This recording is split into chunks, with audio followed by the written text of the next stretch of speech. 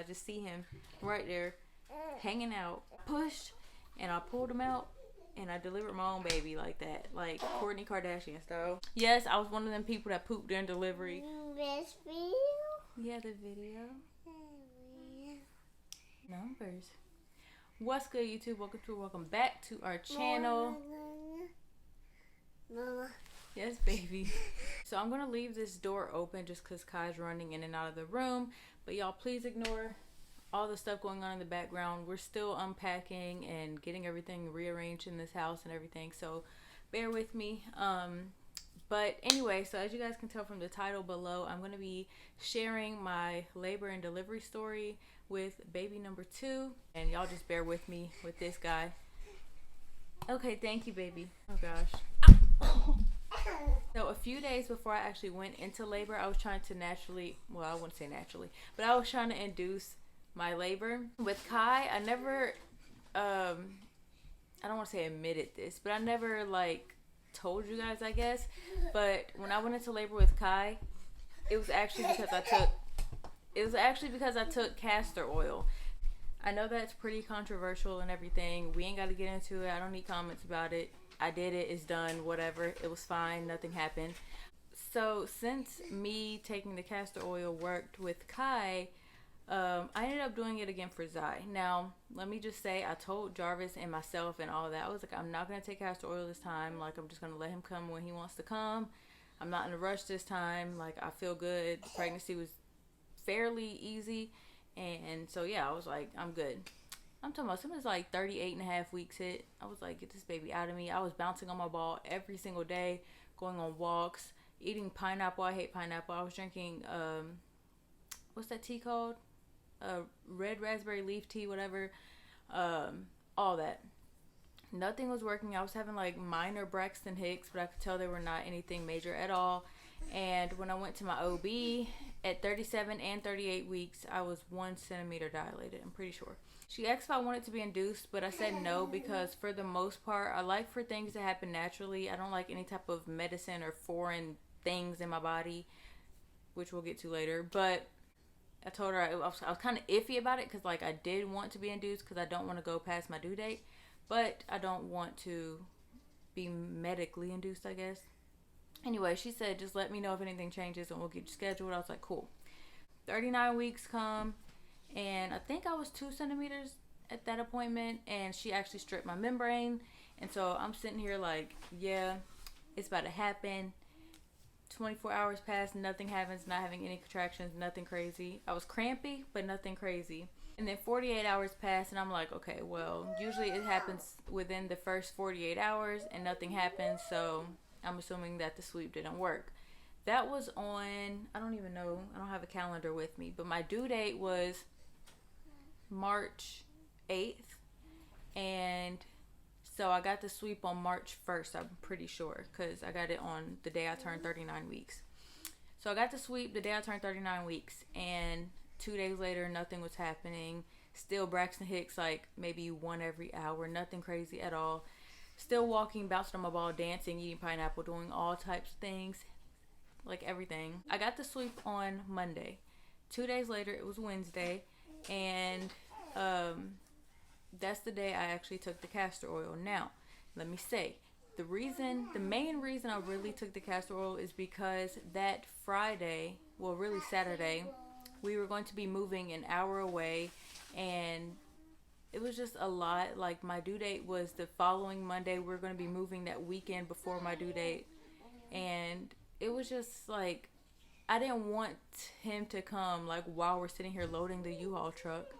And Jarvis has to come to the hospital with me, and then he can't unload the U-Haul truck. And then it's like, you know, it would just be too much. It would have just been too much. So I was like stressed out about that. I'm a worry wart, whatever it's called. Like, I stress out about everything. So I was like, I need him to come out either before Saturday or after his due date. And I didn't want to wait till after his due date. So that's the reason I took the castor oil on Wednesday. I did not take the recommended amount, which is like 2 tablespoons. I can't remember exactly what it is. But I only had a little bit left over because Jarvis was taking it, whatever. And also because I was literally gagging, like about to throw up. I took it straight. I didn't mix it with like orange juice or anything. Didn't take the recommended amount. I'm not sure if that's why, but it did not work. So fast forward to Saturday morning. So nothing is working, and I'm just sitting here. At this point, I'm like, okay, since it's Saturday morning, it's the day of the move, and at this point, I'm like, well, I'm just gonna have to wait until after my due date because I don't want him to come this weekend at all. So we're just sitting there moving, doing everything, and then we bring the stuff to this house where we moved to, and it's like 6 p.m. I want to say at this time, and we're pretty much done unloading. Well, I'm saying we, but I didn't unload anything. Obviously, I'm dang near 40 weeks pregnant, but they're pretty much finished unloading everything at this point, I'm pretty sure.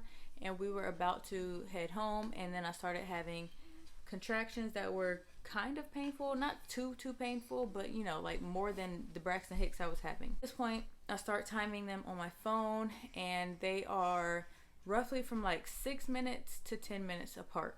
And so I was like, okay, we might be getting somewhere. The only thing is, when I would sit down, they would, you know, come and kind of hurt and all that. And then when I would stand up, it's like they would go away, or I wouldn't feel them as much or something. I'm not sure. But that kind of made me think like, oh, nothing's happening. It must just be stronger Braxton Hicks. So I didn't really think much of it. Then like 8 p.m. rolls around, and we're getting in the car to go back to our house that we're moving from.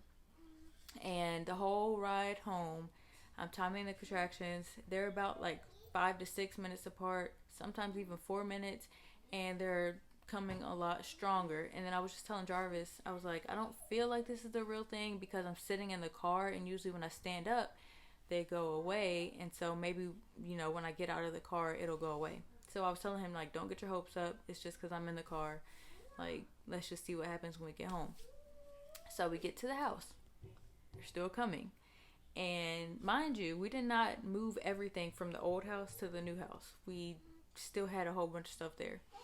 And so we're still in the process of moving. We're supposed to be moving the rest of the stuff the next day on Sunday. So, I want to say like 11 p.m. It was like 11:30. Yeah, it was like 11:30, and or maybe even 11.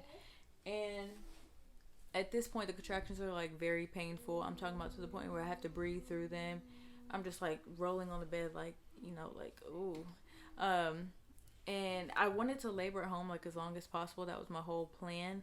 But the way these were feeling, I was like, I might have this baby at home, so let me get my butt in the car. I told Jarvis that, you know, obviously we needed to go to the hospital, so he put the bags and everything in the hospital in the car, and off we went to the hospital. So this is on Saturday night, which was March 6th. Yes, Saturday night, March 6th, going into March 7th because it was late at night. Get to the hospital, and sure enough, I am in labor. They told me I was, I think, 4 centimeters dilated. I'm not 100% sure. Can't really remember all of the details, but I think I was 4 centimeters when we got to the hospital. And I actually started to like have a little bit of spotting. I'm not sure if it was my like mucus plug or a bloody show or whatever it's called, or if it was just from the contractions. I don't know, but had a little bit of spotting. So they admitted me, and we went into the room. So I'm laboring in the room. Of course, they asked me like, hey, do you want to get the epidural, because we're gonna have to start you on like the fluids if you want to get it. And I was like, no, I'm good. Like, I don't really need it.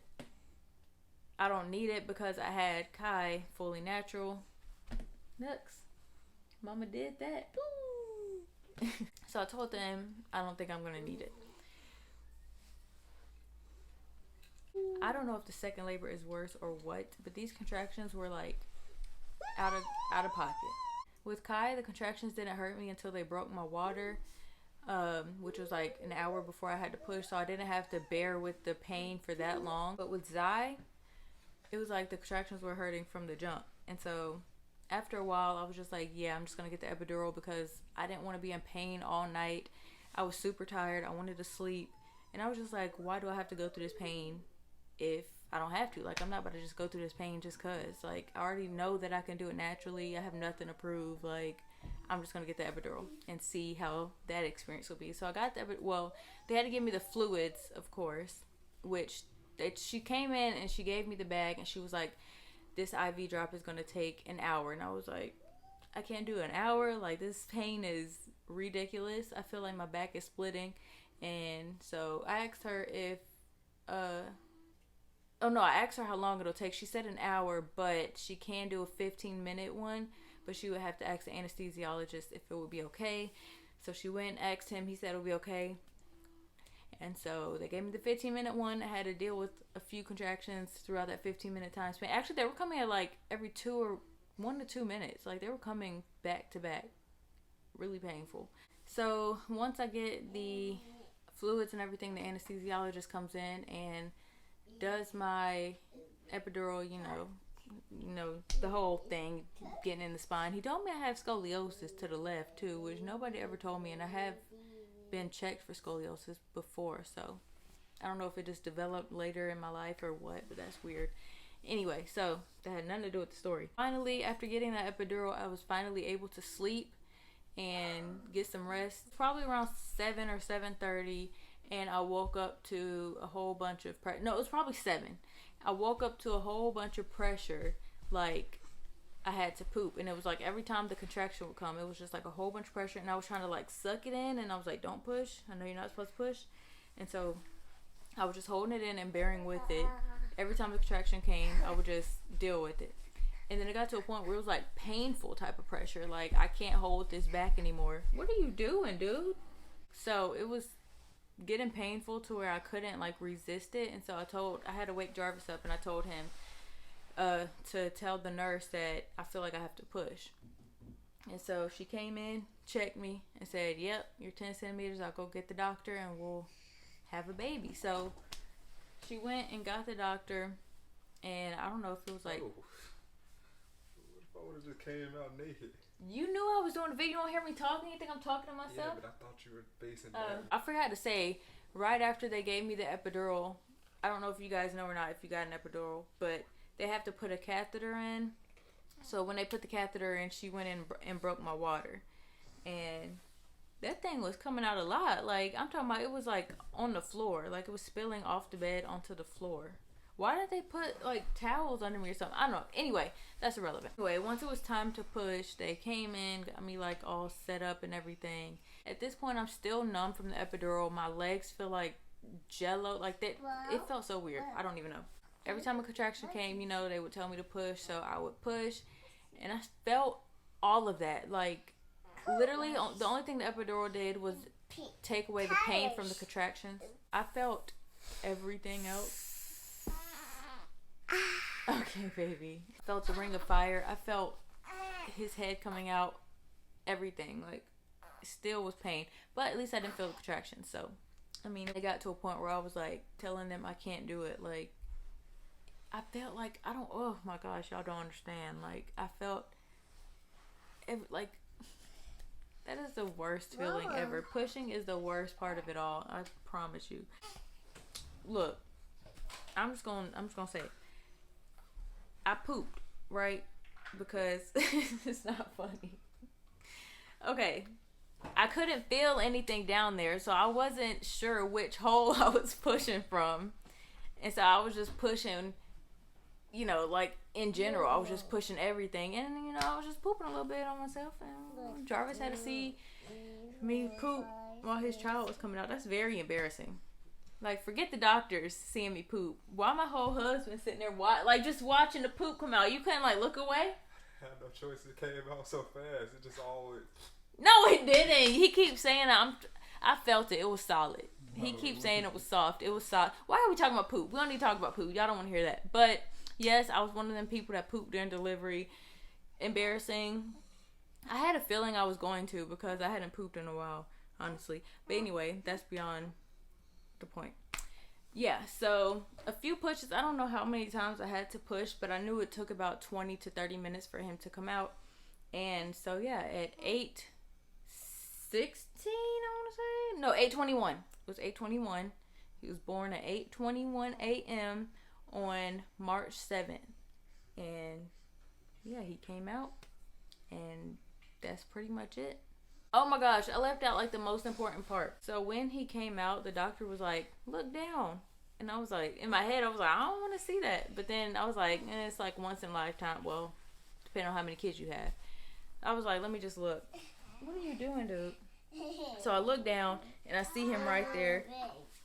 I look down and I see him right there just hanging out. And she was like, grab him. And I was like, I didn't even think about it. I just instantly just grabbed him. And I pushed and I pulled him out. And I delivered my own baby like that. Like Kourtney Kardashian style. Fully delivered my own baby. I'm so sad that I didn't get to like, he's trying to poop. I'm so sad that I didn't get to like get that on camera. I have like the recording of her saying like, look down, pull him and blah blah blah. But you can't actually see me doing it. So that sucks. But here he is. We are 3.5 weeks postpartum. Hi my baby. 3.5 weeks postpartum. Going on 4 weeks. He's almost a month old already. That's crazy. But yeah, that is my labor and delivery story with baby number 2. I hope you guys enjoyed it. If you did, please leave me a thumbs up. Be sure to subscribe if you haven't already. Let me know what videos you guys would like to see from us. I am going to be doing a day in the life with 2 kids type of vlog. But other than that, let me know what you guys want to see. Yeah, so that's about it. And I will see you guys in our next video. Bye.